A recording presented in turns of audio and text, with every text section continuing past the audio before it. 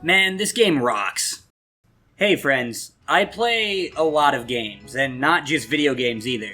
Specifically for this video, Dungeons & Dragons is pretty cool. I like D&D a lot. And clearly, so does Larian Studios, because Baldur's Gate 3 is the most D&D video game I've ever played, and that includes its predecessors. The character creation, the dialogue trees, the combat, the vibe, it's all there, but at the same time, it does feel a little surface level sometimes. Because while Baldur's Gate does take pretty much everything it has from Dungeons & Dragons, I feel like almost all of its shortcomings could be solved by taking even more. And I'd even go so far as to say that a lot of games could be better if they just stole more from D&D. Let me explain. So, Dungeons & Dragons is pretty old, right? And being as popular as it has been for as long as it has been, it's already influenced video games a ton for basically the entire time they've existed. And not just the tropes in the RPG genre, but like stats, XP, quests, classes, branching narratives based on player choices. These concepts weren't completely absent before Gary Gygax came around, but his game did solidify all of them as fundamental, and inspired all the nerds who made early video games to pretty much do the same. And similarly, while that generic swords and sorcery setting that's associated with fantasy was more pioneered by Tolkien, its popularity is still linked back to Dungeons & Dragons, and that kinda sucks, to be honest, because while I love fantasy, I'm tired of playing games and seeing the castle town and the forest and then the darker, eviler forest right next to it. It's pretty boring. That vanilla fantasy setting in D&D is called the Forgotten Realms, and it contains pretty much everything commonly associated with both D&D and with high fantasy in general. But it's not all there is. There's also entire, fleshed-out settings for fantasy post-apocalypse, or fantasy Arabian Nights, or fantasy steampunk. But I can think of maybe a handful of video games each that would fit those descriptions, as opposed to hundreds that match the idea of the Forgotten Realms? And there's a bunch more, too. Add in Spelljammer, and now all the other ones are planets that you can fly between in magic spaceships. Add in Planescape, the best one, and now all of those are wrapped up into one main universe, and there are dozens of others to explore, all with different laws of physics and weird themes, like a multiversal trade hub run by genies in the middle of infinite fire, or a cosmic machine with continent-sized gears that's operated by funny little robots and sentient math. There are entire planes of existence made of ash that saps the heat from everything it touches, or ice so cold it freezes ideas, or the concept of salt, and those aren't even the obscure ones. Sigil alone has near endless potential for stories. It's basically like if the black market from Harry Potter was the size of a country and also demons went there to trade with aliens. But there's a ton of lore on what it's like there, and detailed descriptions on all the locations and the factions and the religions you can find. I don't think any other setting from any other game I've ever played was as cool or as intricate as Sigil, so if anyone ever has the chance to make, a big crossover game where everyone doesn't just fight each other, maybe base it on Sigil. That could be cool. And that's still just one idea. How about make a horror game exploring Neth, an organic universe that tries to digest anyone it finds boring? Or the blood war between demons and devils is basically begging to be a boomer shooter. Hell, make it procedurally generated and set it in the infinite layers of the abyss. Or for that matter, make literally any game that takes inspiration from Spelljammer, because everything about it is awesome. And also, I still want more Magic Steampunk adventures, because why aren't there more of those?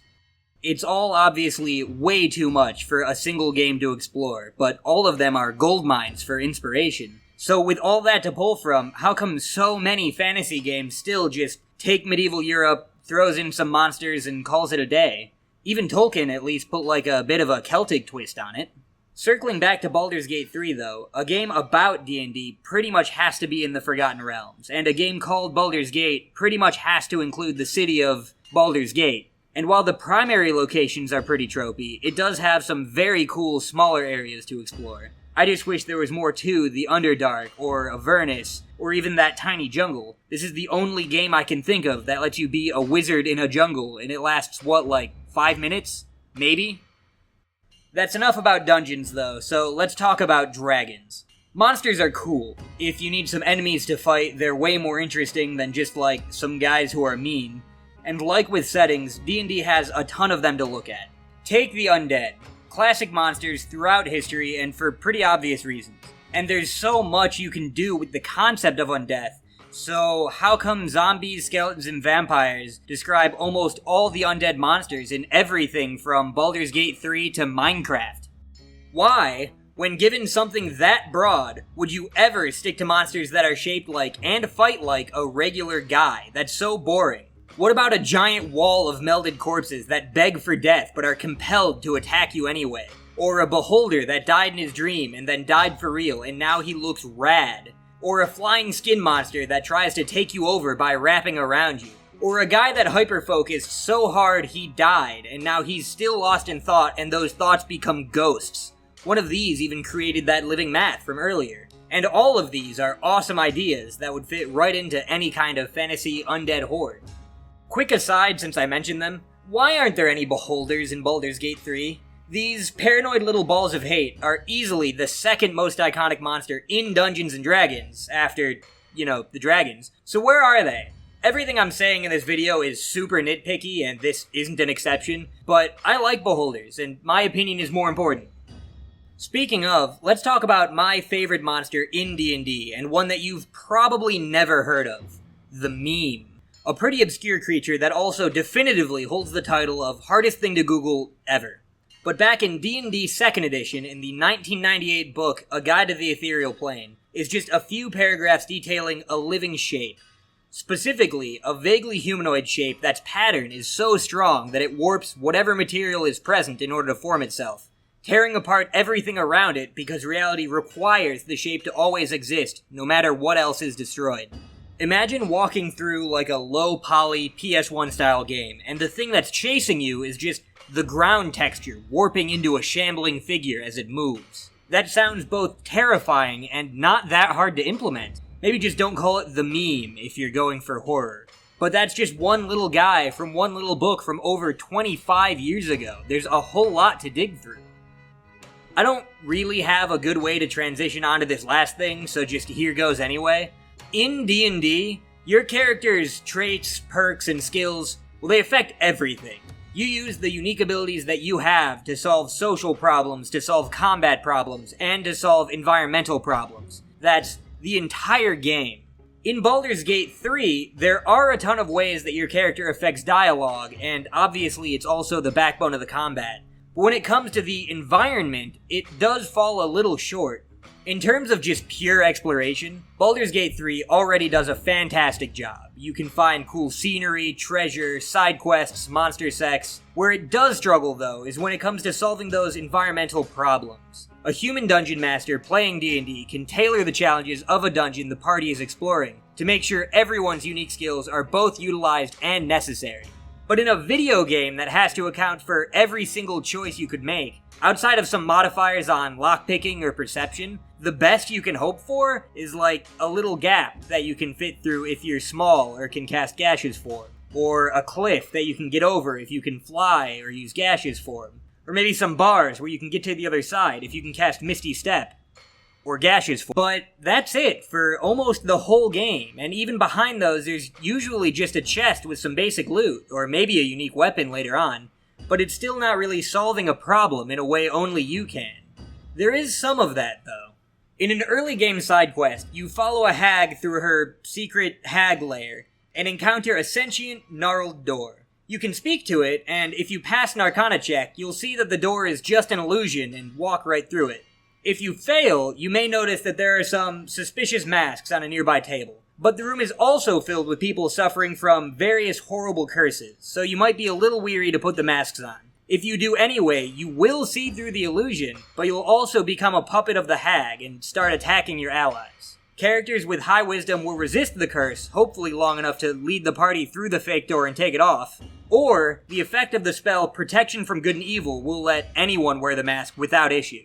That's 3 separate solutions to the problem, and all of them involve skills unique to you or your teammates, so you get to feel like you outplayed the hag instead of just finding the intended path.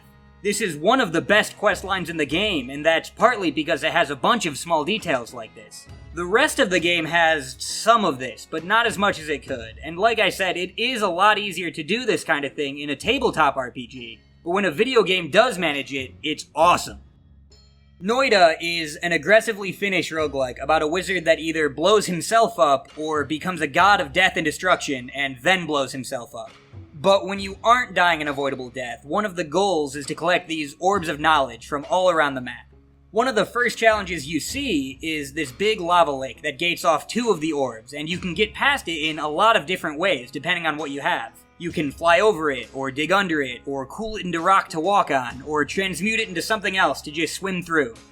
None of these are the intended solution, because there isn't one. The game just simulates all the interactions and then leaves you to get through however you can. That means that every single thing you accomplish in Noida, you do with some random stuff you found that you figured out how to use. It's a great feeling when it comes together. But it is dependent on the powers being randomized, not chosen by the player. So on the other side, let's look at Prey. Prey is an incredibly cool, open-world immersive sim / Bioshock love letter, and is also one of my all-time favorite games. It doesn't have character creation in the same way that Baldur's Gate does, but it does have skill trees that are segmented into human abilities, which are all basic stuff like lifting strength, hacking skill, and gun accuracy, and Typhon powers, which are all the things that the enemies can do, like mind control or shapeshifting. Usually in a playthrough, you'll probably get some skills from each of the trees, but a quick look at the achievements shows that using only one tree, using only the other, and using neither are all fully intended ways of playing the game, and the gameplay delivers on this. Every single roadblock in the game can be solved in unique ways for at least 2 of those paths, and usually for all 3. If you need to get past a pile of collapsed machinery, you can lift it up by being strong, or levitate it with telekinesis, or disintegrate it with a recycler charge. If you need to hit a button in a locked room with a small hole, you could hack the door open, or turn into a cup and slide in through the hole, or hit the button with a Nerf dart. No matter what powers you choose, or what gear you bring with you, you constantly find ways to make them useful. And it makes your path through the game as unique to your playstyle as the skills you picked out. That's how you make players feel like the environment is tailored to them, without needing a DM to actually do that. Using Dungeons & Dragons as inspiration for video game settings, monsters, or design is something that people have been doing for as long as there have been video games, and with good reason. Because D&D has survived the test of time, and has 50 years of pure content that you can dig through for ideas. So stop making games boring and repetitive. Literally no excuse. And somebody make that boomer shooter. I want to play that. Stay nice, friends.